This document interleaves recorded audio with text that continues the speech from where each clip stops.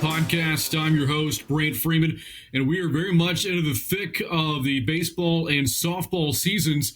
Both teams are about a month into the year, so far, and Texas State softball is out to a tremendous start with the beginning of Sun Belt Conference play looming here pretty quickly as we record this podcast, getting ready for a home series against a Penn State team out of the Big Ten, also playing really well. So that should be a really fun series coming up at Bobcat Softball Stadium. So many great players, on this team, names that we've been hearing for a long time now. And one of them is our guest in the podcast this week, Piper Randolph from Salado, Texas. She is in her fourth year here at Texas State, plays center field, known for her speed early on in her career, but has since added some pop into the bat. And she joins us now on the podcast. Piper, how are you? Good. How are you? Thank you for having me. Yeah, thanks, Piper, for joining us. And again, let's kind of start with the way this team has come storming out of the gates so far. A number of Power 5 wins. You've played, well at home on neutral sites. So have this big series coming up against Penn State. So now, how would you assess the year so far? I think we're doing pretty well. I think the only team that can beat us is ourselves at this point, and it's pretty special and pretty strong whenever you have 9 returning seniors and. Everyone knows it's, their last year, so they're trying to go out with a bang. And I think it's pushing all of the underclassmen as well to, just pull them up to our level and to our standard. And I think that they're pushing us as well to try to leave our mark. So, Piper, I've talked about this with some of your teammates before and with your head coach, Ricci Woodard, but I'd love to get your take on it. It is remarkable that this year's team sees everybody back from last year, right? You were just talking about, all the seniors and the vets and the experience. You didn't lose a single player from last year. I mean, especially in today's college athletics with the transfer portal and stuff like that never happens. What does that mean, for this year's team to have everybody back from a year ago? I mean, it's surreal and it's super special because, you expect some people not to make it, or you expect some people to have different opportunities that come their way. And, every year people always say like, oh, this is the closest the team has ever been. And I truly believe that this year the team is really the closest it's ever been, because it's not, only just one year with everybody. It's just a family. And so it's super awesome. And I think that that's part of the reason that everybody has stayed, is because we are so close and because of the program that Coach Woodard has set out for us, and just San Marcos in general. Like, everybody that is on the team just loves the team, loves the facilities, loves the program, and loves the place.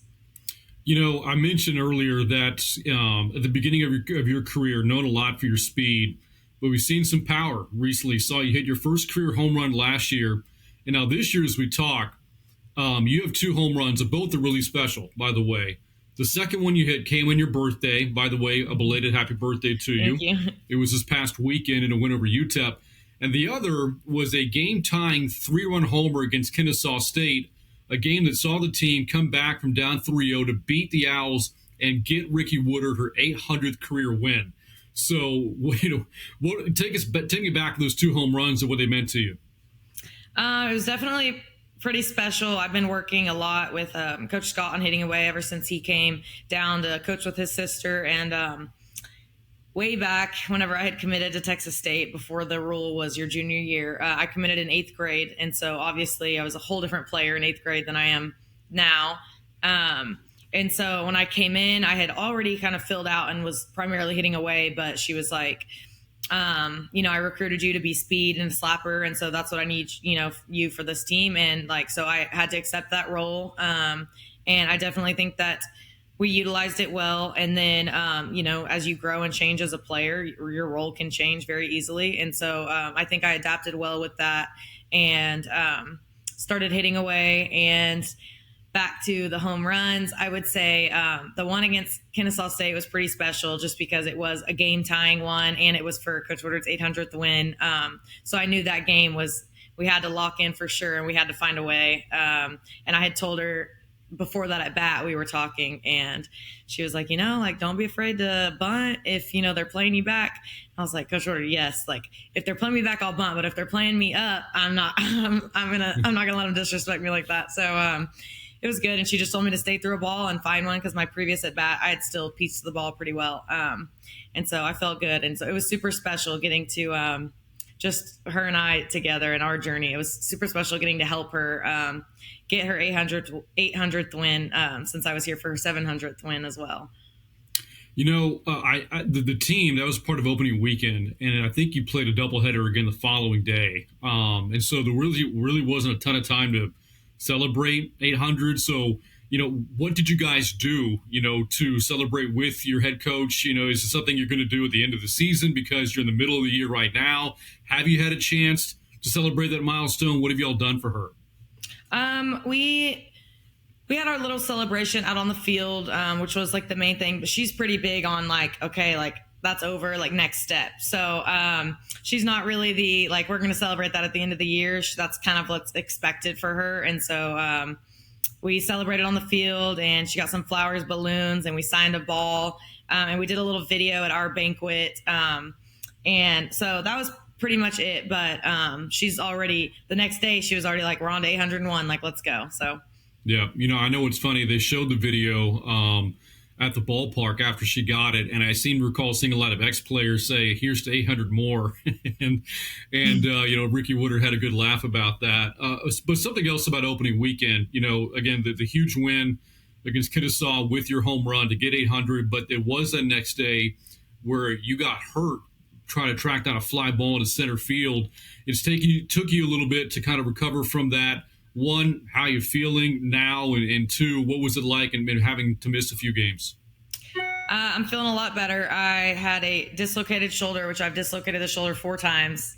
So once you do it once, it's a lot easier. But I left my mark in that wall for sure. They had to patch it up. And then I had a fractured rib, so that took a little bit. But I'm feeling a lot better now. And sitting back and watching games was hard for me. I think that's hard for any player. But it definitely gave me a different perspective on the game, and I tried to not pout about it and just tried to, utilize it to my advantage. And I definitely think it did help me, because as soon as I got back, I was just so excited and thankful to be able to play the game that I had a lot more fun with it, because I wasn't, stressed about my performance or anything. I was just so thankful and excited to be back out there and playing. And I definitely was getting my swings in, because I missed swinging the stick. So I do think it helped me, and I think it kind of hyped the team up whenever we were all finally be able to get back out on the field and nobody was hurt. And so I think the energy helped a lot as well. But yeah, at our banquet, I had told my team, like, I want them to remember me as somebody that would run through a wall for them on and off the field. And so I did it on the field. So. Literally, you're someone who's not afraid to put their body on the line, right? Going after a ball like that. Do you take more satisfaction, enjoyment on making a big catch like that, or a big hit? A big hit. I'll, if you see me in the outfield, sometimes I'll be practicing my swing in the outfield and the coaches will get on to me, but I love offense. Defense is always fun, a good time, but I love offense so much. So hits are definitely special to me. You mentioned the word special. This, it kind of feels like the beginning of a special year, for this group. Coming off a really special year a year ago, going to the NCAA tournament after not going the year prior in 2022. For this group, who get us all back in 24, what did it mean to have your name called this past May after it wasn't the year prior? It was definitely really special. My freshman year, we had a great run. We went to our regionals. We beat Oregon, and that was the standard. So then sophomore year, whenever we didn't make it to a regional, it definitely shocked me a little bit, and it hurt us for sure. And so we were ready. We were like, we're not letting that happen again. Like, this is our program. So I think my junior year, we definitely turned it around as a team. And this year, everyone's like, y'all have 9 returning seniors. and that's like great, but like we have to do something with it. And I think we all know that. And we definitely have set the tone. And like I said, I think the only people that can beat us is ourselves, as we've seen so far. And so I think we have all of the pieces. And I think that this year is going to be the furthest we have ever gone. This is our year for sure. That was going to lead into my next question, Piper. What are the goals for this year's team? How high is that ceiling? So we have worked on, not setting too many goals to look too far into the future. As a team, we've tried to focus just on day by day and try not to get ahead of ourselves, and not take any day for granted, especially the seniors, because your season flies by so fast. We're already up in March and about to start conference play, which doesn't even feel like it. So taking it day by day is one of our mottos, I would say. But our goals, I don't think that we have a ceiling set. I think we're just going to go out there and perform as best as we can and just see what happens. You said earlier you committed to Texas State when you were in the 8th grade. You're talking 13, 14 years old. To make a life-altering decision at that age is really that's a leap. But you stuck to it. At any point, freshman, sophomore, junior, senior year, you could have flipped, committed somewhere else, changed your mind, whatever the case may be. Things change. But you stuck with it. So one, are you able to take us back in time to when you were, still in junior high and making that decision? And why did you stay to that commitment?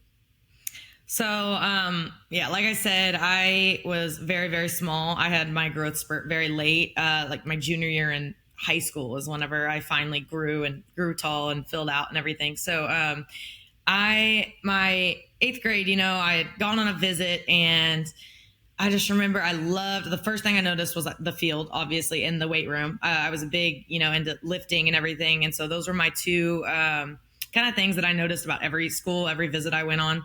And obviously Kat Osterman and PJ Bruin and Coach Woodard were there at the time. And I loved Coach Bruin. She was more of the outfield coach at the time. Kat Osterman was obviously the pitching coach. So I knew I wasn't going to get to see Kat a lot because she would always be working with the pitchers. But obviously it's a big name, super exciting to see her. And so she was the one that took me out and around campus on my visit. She's very outgoing, very good talker. So, I just felt she made me feel very at home. I liked the way Coach Woodard ran the practice. We went and watched a practice, and I loved the way, I think I saw her yell at a couple of girls, and I was like, I like that. I like a coach that'll, get into you and like fire you up. And obviously I loved Coach Bruin's positive, attitude and energy, and she worked with the slappers and the outfield at the time. And so that's kind of who I saw myself, working with. And then my stepdad had told me, don't base everything on the coaches because like you had said, you're 13 years old, a lot can change, which Coach Osterman and Coach Bruin did end up leaving, but Coach Bruin's back now, and Kat Osterman always tries to pop in and out whenever she can. But I'm still glad because Coach Woodard's obviously still here, and the facilities are still the best facilities. And it felt like home. Everybody always says that about San Marcos, but it really did feel like home. And I also had a lot of respect for Coach Woodard because at the time, my recruiting process obviously was very small, and I had actually only been slapping. I was a right-handed hitter, and because I was so small, they told me to switch over to become a slapper. And so I was still switch hitting at the time that Coach Woodard had recruited me. And, I thought in my brain, I'm all powerful and mighty, like I should be a right-handed hitter. And I didn't realize how small I was at the time. And so I had become a slapper, and I had only been slapping for, I want to say 1.5, 2 years before I had committed. And I just had a lot of respect for her because a lot of other coaches were like, we want to wait and see how she grows. And like Coach Woodard wanted me for the player that I already was. And so I had a lot of respect for her as a coach. And I think that's what, that's why I stayed loyal to her because she liked me for the player I already was and could see that I was just an athlete overall and that she could develop me into, something that can fit with her program. So you referenced the assistants at the time, and you kind of went through kind of their journey, in and out of the program. PJ Broom took over at UTA as the head coach. Now she's back here at Texas State on the staff. And Kat Osterman, decided to step away from coaching to finish out her playing career. Now she's very much involved with the broadcasting, to include some of the broadcasts that we do of your softball games here. But I have to ask, I talked to Haley McKay about this. She too has kind of joined our broadcast team. There was an exhibition game where Team USA, as they're getting ready for the Olympics, had a chance to pitch against Texas State. Did you get a chance to hit against Cat Osterman? I didn't. That was before my time. Okay. Right. That Haley was here, but I got to play. I was very fortunate to get to play with Haley McKay my freshman year. Obviously, there was a big age gap because I think that was her fifth year maybe, and I was a little freshman. But it was, looking back, it was very fortunate to get to play with her. She was a great leader for the Texas State Bobcats, and she still, left her mark today. And so that was super awesome. We'll still stay in touch. I love whenever she gets to commentate on our games. So very cool to get to play with her. But I did not get to face Cat Osterman during that game. On my select team, I played for the Scrapyard, and they had a pro team. So I would get to play against the pro teams and the junior USA team. And so, but never against Cat Osterman. I see. Well, maybe we'll have to set that up sometime if she's up for that. So 165 games for you as we have this conversation right now, and you're on pace for a career year. Your batting average is over 320. You already have driven in 13 runs. Your previous career high set last year was at 18. And something you brought up earlier, was how dedicated you are to the weight room. Give me some insight on that, and what does your preparation mean for you? So I had always just grown up with my stepdad. He was very active in the gym. And so I'd always gone lifting with him. And I just kind of fell in love with working out and the weight room and, sprints and all of that stuff. And so the weight room, whenever I saw it at Texas State, we got to go in and watch them lift. And I loved their program. I obviously loved the weight room that we have. And so, like I said, that was one of my recruiting points that I really, really enjoyed about Texas State. And I just was always, trying to get stronger. I just love working out. And preparation wise, I do 70 push-ups a day. It started whenever I started power hitting. And because of my shoulder, because I've dislocated it so much that I try to, strengthen everything around it. And so I started doing 70 push-ups a day, and it was helping me hitting wise. And so I kind of put that into my routine. Then I dislocated my shoulder again and had to, kind of step back from that. But now I'm back up to 40 a day. So we're working our way back up.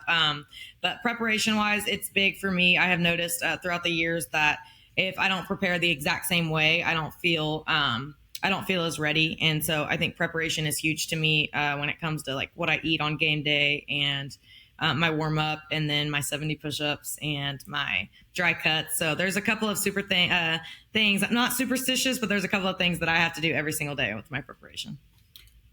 To commit when you're in the 8th grade means that you had to have been playing for a long time, right? And certainly with travel ball and club teams, stuff like that, not just, playing, with your affiliated school out in Salado. So how long have you been playing the game? Where does your love for the sport come from? So I actually started when I was 11 years old, which is later than most. Everybody plays t-ball, coach pitch, all my teammates, and I had never played that. I was actually a competitive cheerleader, and I decided I didn't want to be a girly girl anymore. I wanted to be a tomboy, and I wanted to play in the dirt. And so my cousin, he had played baseball at the time, and him and I were really close. And so he got me into baseball, and I decided I wanted to try out for the softball team. And I did really well. And so I started when I was 11 years old, and I just stuck with it. I fell in love with it. And, I never went back. I think my mom was hoping I would, because she would rather see me in a bow and lipstick. But, I just fell in love with it, and I stuck with it. And that was that. I don't know if you realize how incredibly talented you have to be to pick up a bat for the first time at 11, and then 2-3 years later to get a Division I, offer. That shows, just how gifted you are, with this game. And I mentioned, your numbers so far, and you certainly have dedicated yourself to the game, ever since then. So you have a lot to be proud of there, and not just with the game of softball too, because you and I were talking before we cracked the mics here, and I was kind of curious about your education. Obviously you're a student athlete, going to school while also playing the game. And you informed me that you've been accepted into law school at Baylor. So, again, first, congratulations on that. And two, what do you aspire to do? Thank you. I either want to be a sports attorney or I want to be a medical malpractice defense attorney. I always joke about this, but it's, not wrong. My sister's in medical school right now. So I think it would be super cool to whatever hospital that she ends up at. She's about to start a residency. So whatever hospital she ends up at, by the time I'm graduated from law school, if I went into medical malpractice, kind of working with her at whatever hospital she's at would be super cool to get to work kind of like with my sister and alongside her. And then if I don't decide to do medical malpractice law, I want to be a sports attorney because obviously I love sports. I want to stay in sports. I enjoy being around sports. And so definitely kind of more so not trial law, but more so like just contracts and, kind of behind the scenes stuff. But that's kind of something that I'll have to figure out while I'm in law school and, whenever I do mock trials and boring stuff like that. But I'm super excited for the journey. I just heard from Baylor yesterday, so it's like fresh news. And so I'm still going through that process. It's kind of hard to balance softball with school and then also law school and applications. And so there's a lot going on, but I'm super blessed and super thankful for the opportunities coming my way. You say you're big into sports, certainly, the sport of choice for you. You're playing at softball. What other ones do you enjoy? So I played all of the sports growing up. I ran track. I did pole vaulting. I did select pole vaulting. My parents were kind of the parents and my grandparents. They were the ones that were like, if you're going to do something, you're going to be the best at it, And so I just did track in high school for fun because I went to a really small school. And so I tried, I was fortunate enough to be able to play all of the sports. And so they put me in lessons for pole vaulting because they wanted me to be the best. And so I started doing lessons for pole vaulting. I really enjoyed pole vaulting. In track, just in general, I ran the 4x1 and the open one. I also did boxing. Boxing was probably my favorite sport. My mom was not very happy with that one, but it definitely helped. I started it initially to help with softball because your footwork and your foundation and fundamentals are pretty close to similar in hitting, which is super surprising, I think. And it kind of helps with your like aggressive mentality. Which you would probably see. I think I have one walk on the season, so definitely aggressive in my at-bats. But I do think that is credited to boxing, at least partially. So boxing was super cool. I played volleyball, not my favorite. I played basketball. I think I had anger issues, so basketball was not good for me. But other than that, I love just playing sports all around, and then competitive cheer. I had my run at competitive cheer and gymnastics, which I did love back in a whole different lifetime. But you mentioned your mom earlier, and for her to want you to be kind of more of a girly girl, and push you for the cheerleading thing and bows and stuff like that. To trade all of that for softball bat is one thing. To trade it for boxing gloves is another. But that's a really cool story. And look, Piper, again, you said you got a lot going on. For you to carve out 20 plus minutes of your busy schedule to visit with us, it's been great. To tell your story. It's been awesome following your career. Again, it's been great to see how your career has, developed over the years. You've gone from, a slap hitter to now, somebody that's got some pop in the bat that can drive in some runs, and team's having a great season. Can't wait to see how things shake out here in 2024. So thank you again for your time and best of luck the rest of the year. Thank you so much.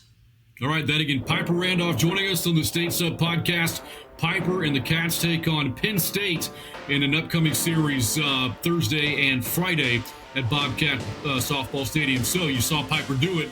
I'm Brant Freeman for Piper, as always reminding you, yes, keep those states up, and we'll see you next time.